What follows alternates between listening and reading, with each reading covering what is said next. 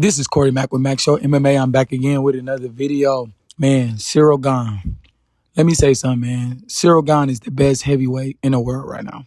He is the best MMA heavyweight in the world right now, bro. What he did, I didn't even think, I knew he would win, or at least I thought he did. If you listen to my prediction video, I predicted Ciryl Gane to win, but he beat Pereira so bad. That was one of the worst ass whoopings you gonna see as long as it lasts, because Alex Pereira cannot take the shots. Heavyweight proved to be too big of a jump for Alex Pereira. I want to start, from before they fought. People been disrespecting Ciryl Gane all because he lost to the best heavyweight in the world at the time in Francis Ngannou and the best fighter of all time to go in John Jones. He lost to those two guys and people just act like he's not that good. Hopefully this fight put people on notice that he is that good. People been disrespecting him too much. They was disrespecting him before the Tom Aspinall build up, and people was disrespecting him before this fight. And he was whooping on Tom Aspinall, by the way, before the eye poke situation. He was clearly winning that fight. He was in nothing but control. This UFC Freedom 250 co-main event showed people, or at least I hope, that Ciryl Gane is the best heavyweight, best MMA heavyweight in the world right now. What he did to Alex, I didn't even think he was going to be able to do. Again, I picked him to win, but not in that fashion. Pereira looked slow, and he looked out of shape. People before this fight kept talking about, how Pereira looked so good and he looked like a natural heavyweight. I sent the picture to my friends, and I was looking at his physique. I sent the picture of his physique, and he did not look good to me. He looked bloated. He looked out of shape. And that's exactly how he looked at UFC White House. He looked slow. He's already not the fastest. He looked even slower. His punches looked labored to me. He looked out of shape.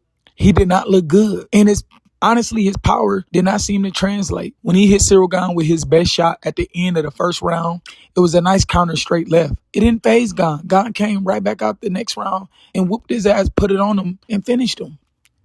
Gane showed the big difference in the natural heavyweight. That is why I picked Gane. I picked Gane to win this fight because, honestly, Ciryl Gane was the worst stylistic matchup for Pereira. Gane is faster than Alex Pereira. He's stronger than Alex Pereira. He's bigger than Alex Pereira. And obviously, he has more power.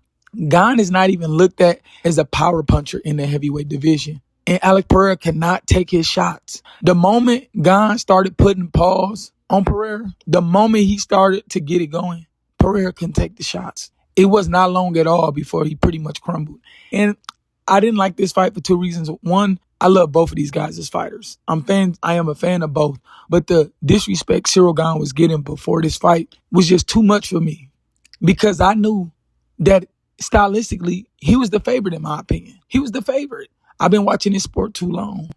He was the favorite in my opinion. I've been watching this sport way too long. And I knew that unless Pereira power translated up and he was able to catch Gane, in my opinion, that was his only way of winning. Gane had too many ways to win. Gane could have submitted him. Gane could have wrestled him. He could have knocked him out, which he did. He TKO'd him. He could have just outpointed him and just beat him up for 5 rounds and won by decision. He could have won multiple ways. Pereira only had one way to win. And it was just tripping me out how everybody was just picking Pereira. And don't get me wrong, Pereira is a great fighter, but he ain't no Terminator. He ain't untouchable. His defense never looked that good, but normally he rolls with punches. And I think a lot of time in Alex Pereira fight, he got so used to people fighting on the back foot.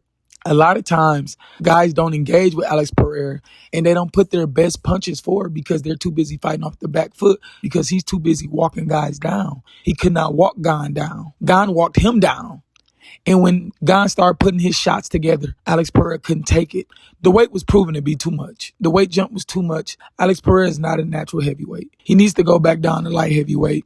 And I said this in my breakdown. If Pereira would have lost, he could always go back down to light heavyweight. I think he can get that title. Actually, he will get the title shot right away. I'm sure he will. A Josh Hokett fight would be a little bit interesting, because Josh Hokett is not the biggest heavyweight, but I don't think he should be a heavyweight anymore. If he could bulk up properly, maybe, but he's too old for that shit. He needs to drop down and finish his career at light heavyweight. And this is the prime example of, you can't just jump up weight classes. I get it, he was trying to do something that was unheard of, but you can't just jump up these weight classes. You got to put the weight on properly. And to me, Pereira just looked like all he did was eat. It looked like Pereira just ate. He just ate and didn't cut weight. And I don't think he did any weightlifting. His body looked soft. He didn't have any abs, didn't have no muscle definition to him, anything. His whole body looked soft. He just looked like he ate, gained weight, and just didn't cut. And he came in out of shape. Alex Pereira was out of shape. At the end of the first round, he was winded. And again, his punches was even more slower in the second round. Pereira looked bad, man. He did not look good. Gane beat the fuck out of him. And Gane showed him why he is the best heavyweight in all of MMA. Now, Pereira can drop down. What I think the UFC may do, they may just have Allbird relinquish it and give him an immediate title shot once he's done healing. And maybe do a Alex Pereira and Paulo Costa, possibly. Or they just gonna have, Pereira sit and wait until Carlos Allbird, get healthy again. But in my opinion, Alex Pereira shouldn't wait too long. But he's probably gonna be out a little while. He took a beating, man. Gane put a fucking beating on him. And with that being said, Tom Aspinall next. Ciryl Gane did to Alex Pereira what he would have did to Tom Aspinall had Tom Aspinall not milked the eye poke situation, because I believe he did. He saw the writing on the wall. He was busted up, breathing out his mouth, looking up at the clock, and took the easiest way out possible. That's what he did. He took the easiest way out possible.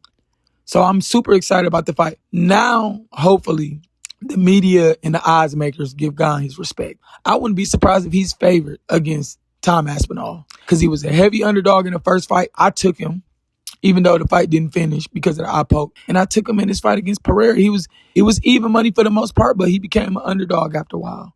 Listen, I hope people has come to the realization, Ciryl Gane is that dude, man. Losing to the best heavyweight at the time and losing to the GOAT as your only two losses, that don't mean you a bad fighter. We got to stop treating Gane like he ain't been deserving to be in these spots. He's deserving of the title shots that he's got. He's clearly the best heavyweight out of any of these guys. Again, Tom Aspinall, his time coming, because I believe he's gonna beat Tom Aspinall.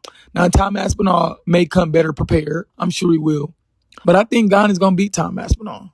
Tom Aspinall, only chance in my opinion is to come out the first round, guns blazing, and try to knock Ciryl Gane out. That's your best bet. If you don't knock him out in the first round, he's just gonna slowly just start picking you apart. And Ciryl Gane learned from that John Jones loss. He did. If he fought John Jones again, I promise you that fight wouldn't go like that. He's learned from his losses. He learned from the Ngannou loss, and he definitely learned from the John Jones loss. Made him a better fighter. He's a beast. Nobody saw this coming. Nobody saw that coming. I thought he could potentially stop Pereira, but if I would have thought he maybe would have stopped him in the later rounds. He ran through Alex Pereira like a hot knife through fucking butter. It was honestly, if we being honest, that was probably one of Ciryl Gane's easiest fights. That shit was easy. He left unscathed. He didn't even look like he was in a fight. That shit was too easy. He made Pereira look like a fucking amateur, like a dude was like coming in off the street and decided to fight him. He beat the shit out of Alex Pereira. And again, I hope Alex Pereira, I hope he recovers, man. I hope this beating didn't take too much out of him. It was stopped when it was supposed to get stopped, because, man, if the referee didn't stop that fight, bro, it was going to be a is he dead, type of moment. Is he dead type of knockout? Because that's where we was headed. Gane was finna flatline the shit out of Alex Pereira. So luckily the ref stopped it when he did. Ciryl Gane, the best heavyweight in all of MMA, man. I'm super excited about the Tom Aspinall rematch. Again, Tom is going to come with a better game plan. I think he's going to be more calculated.